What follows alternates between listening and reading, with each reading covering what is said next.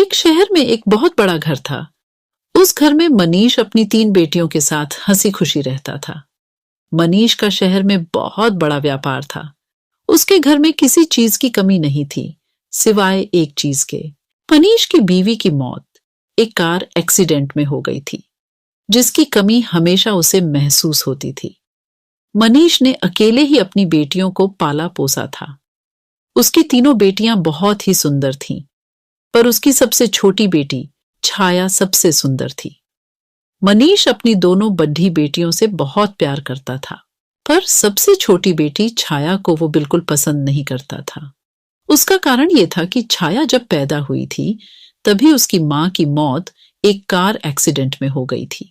मनीष अपनी बीवी की मौत का कसूरवार अपनी सबसे छोटी बेटी छाया को समझता था, इसलिए वो उसे बिल्कुल प्यार नहीं करता था। एक शाम मनीष जब घर आता है, वो अपनी दोनों बड़ी बेटियों को आवाज देता है। संगीता, कहाँ हो? तुम दोनों जल्दी आओ, देखो मैं तुम्हारे लिए क्या लाया हूं। पापा, हम आपका ही इंतजार कर रहे थे। जल्दी से दिखाइए आप हमारे लिए क्या लाए हो। ये देखो संगीता, मैं तुम्हारे लिए कितने सुंदर जूते लाया हूँ। मेरे लिए क्या लाए हो? पापा, मुझे भी दिखाओ। छाया पास खड़ी सब देख रही थी। उसे लगा कि उसके पापा उसे भी आवाज देकर बुलाएंगे और उससे भी कुछ देंगे। वो इंतजार करती रही, पर उसके पापा ने उसकी तरफ देखा भी नहीं। वह फिर डरते डरते अपने पापा के पास गई और धीरे से बोली, आप मेरे लिए क्या लाए हो? तुझे इस घर में खाने पीने को ढंग से मिल रहा है ना, तो उसी में खुश रह। समझी, ज्यादा उम्मीद मत लगा और जाकर अपना काम कर।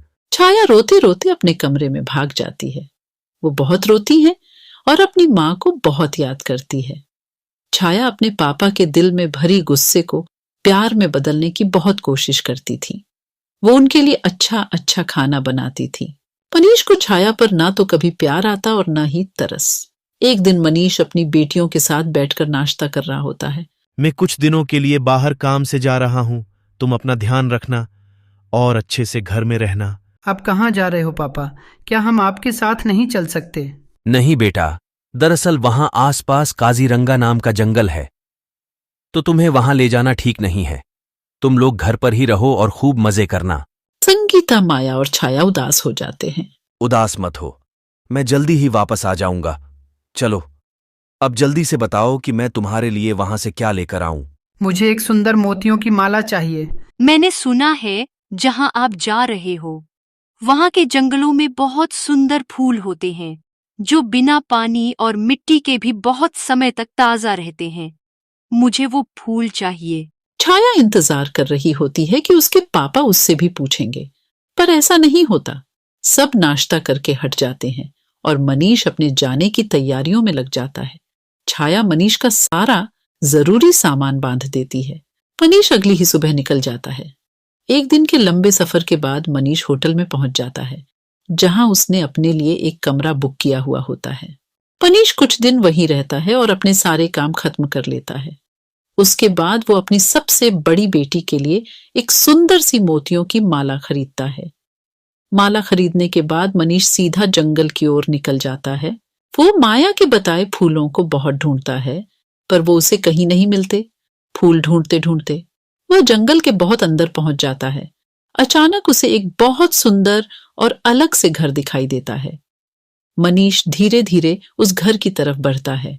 उसकी नजर अचानक से उस घर के बगीचे पर पड़ती है, जिसमें माया के बताए हुए फूल लगे हुए थे। मनीष उन फूलों को देखकर बहुत खुश हो जाता है। आखिर वो खुश हो भी क्यों ना, वो शाम से उन फूलों को ढूंढ रहा था।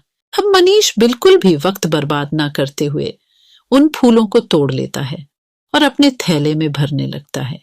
फूल तोड़ते ही मनीष को बहुत अजीब सा महसूस होता है। आसपास बहुत तेज हवा चलने लगती है और अजीब सी आवाज भी सुनाई देने लगती है। मनीष बहुत ही डर जाता है। वो जल्दी से वहां से भागने लगता है, पर वो अचानक किसी से टकरा जाता है। मनीष गर्दन उठाकर ऊपर देखता है तो उसकी आंखें फटी की फटी रह जाती हैं। उसके सामने एक बहुत खतरनाक भूत खड़ा होता है। भूत भूत, मुझे जाने दो, मुझे छोड़ दो। ऐसे कैसे जाने दूं? तेरी हिम्मत कैसे हुई मेरे बगीचे से फूल तोड़ने की? अब मैं तुझे जिंदा नहीं छोड़ूंगा। भूत मनीष की गर्दन पकड़ लेता है और उसे मारने ही वाला होता है कि तभी मनीष रोने लगता है। मुझे छोड़ दो, मेरी 3 बेटियां हैं। वो मेरा घर पर इंतजार कर रही होंगी। उनका इस दुनिया में मेरे सिवा कोई भी नहीं है। उनकी मां भी बहुत सालों पहले मर गई। तू मुझे पहले ये बता कि तूने मेरे बगीचे से फूल क्यों तोड़े? मेरा बगीचा और उसमें लगे फूल मुझे जान से भी ज्यादा प्यारे हैं। मुझे माफ कर दो, मुझे नहीं पता था, मुझसे बहुत बड़ी गलती हो गई। दरअसल मेरी बेटी ने इन फूलों का जिक्र किया था और उसी ने इन फूलों को लाने के लिए बोला था। कहाँ है तेरी बेटी? क्या नाम है उसका? मैं उसे जिंदा नहीं छोड़ूंगा। अब मुझे अपनी बेटी को लाकर दें, वरना मैं तेरी जान ले लूंगा। मनीष को कुछ समझ में नहीं आ रहा था कि वो क्या करे। उसे तो अपनी दोनों बड़ी बेटियां और अपनी जान बहुत प्यारी थी। उसे कुछ भी समझ में नहीं आ रहा था। अचानक उसे एक तरकीब सोचती है। वो सोचता है, क्यों न माया की जगह छाया का नाम इस भूत को बता दिया जाए, ताकि वो भूत माया की जगह छाया को खा जाए और हमेशा के लिए छाया की जिम्मेदारी मेरे सर से दूर हो जाए। मनीष माया की जगह छाया का नाम उस भूत को बता देता है। जल्द से जल्द छाया को मेरे पास लेकर आ, वरना मैं तुझे जान से मार दूंगा। मुझे बस कल तक की मोहलत दो, मैं छाया को लेकर यहां आऊंगा। अगर तूने कोई भी चालाकी की तो ये अंगूठी तेरी जान ले लेगी, इसलिए बिना सोचे अपनी छाया को मेरे पास लेकर आ। मनीष जल्दी से अपने घर जाता है। संगीता, माया और छाया यहां आओ। तीनों दौड़ती हुई मनीष के पास आती है। इस बार मनीष संगीता और माया की जगह छाया को गले लगा लेता है।